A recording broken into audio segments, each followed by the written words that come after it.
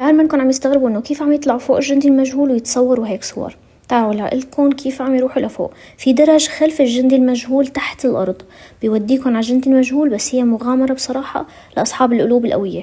بتفوتوا بهذا النفق، بيجي عليكم مفرقين يمين ويسار، بيطلع لكم حدا عم يعفش كهرباء، لا تروحوا يمين، روحوا يسار لأنه دراجه أسهل. كمان هون عم يحضروا التعفيش، يا ريت إذا بتعرفوا حدا يهتم بهذا الموضوع. عم نقعد بالأسابيع لبين ما توصل محولة الكهرباء، لو بيصح لهم كمان كانوا أخذوا راس الجندي المجهول. هون بعد ما بنخلص بالمفارق بنطلع على السلالم، أول 4 سهلين، بعدين بيجي عنا 12 سلم مثل هذا الأسود، بتضلكم تطلعوا لتشوفوا ضوء وسلم.